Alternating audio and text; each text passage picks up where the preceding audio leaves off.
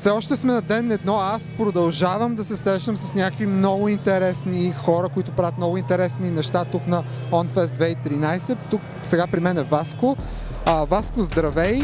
Ти се занимаваш с плетене на възли и връзване. Разкажи малко повече за това. Ами, това е японското изкуство шибари. То е не просто плетене, то е връзване на хората без всъщност използване на възли, като идеята е да се получават много красиви неща. Те не са връзване за самото връзване, то е връзване за да се получи някакво произведение на изкуството буквално. И много е готино, занимавам се от около 6 години с него, може би малко по-малко от 6 години. И винаги ми е доставало адски много удоволствие и така. Разкажи, откъде дойде твоят интерес специално към това да се занимаваш с такива неща? Има ли някакъв еротичен или такъв контекст в цялото нещо? Ами, всичко започна преди около 7 години, когато бях на море с майка ми и баща ми в Варна при едни мои братовчеди. Братовчедите ми решиха да ме завържат на едно дърво. От там нататък всъщност се заинтересувах. Това беше готино, не мога ли аз да го направя, само че нещо по-голямо. Търсих се в интернет, научих какво всъщност е бондеч, какво е шибари. Започнах да се уча малко по малко и в общи линии започнах да правя неща сам, да измислям някакви неща сам и така нататък. Добре, генералното нещо, което ме интересува всъщност е каква е разликата между шибари, ти каза, че това е форма на изкуство, и бондеджа, който се използва в... Да. Ами, първо, шибари е форма на изкуство, то по принцип няма някакъв сексуален аспект в него, докато бондеджа е обикновено само единствено в леглото и толкова. Шибарито, за разлика от бондеджа, по принцип използва много повече въжета и прави много повече неща с тях, докато бондеджа има основни 2, 3, 4 възела и толкова.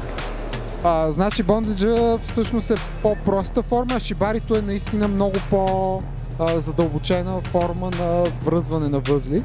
Да, в шибарито се подчертават части от човешкото тяло, показва се тяхната красота и така нататък, докато при бондеджа просто се използва за, да го наречем, за връзване на човека, с който се прави секс, примерно, и толкова.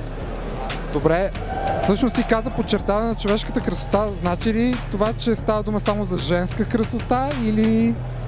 Не, в никакъв случай не става дума само за женска красота, шибари, има мъже, които се връзват, има жени, които се връзват. Всичко зависи, има някои различни възели при различните полове, но в общи линии всичко е почти еднакво.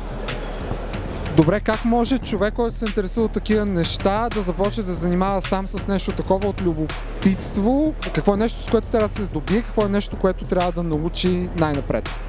Ами, първоначално може да започне да гледа клипове в интернет, които описват различни въжета, различни дебелина, как точно могат да се използват в такъв аспект. Оттам нататък може да започне да гледа разни видеота, как точно се правят различни възли, завързвания. Оттам нататък идва следващата стъпка да се намери въже и човек, който да се завърже. И от интернет ли си се учил предимно? Главно се учи от интернет и после започнах да експериментирам. Има ли някакво приложение на този вид възли на шибари, извън това да се връзва човешко тяло, като да речем някакви дървета или предмети от околната среда? Може да се направи с дървета, може да се направи като колаж някъде на стена, може да се направи много красиви неща. Има, доколкото знам, има изложби само с въжета в...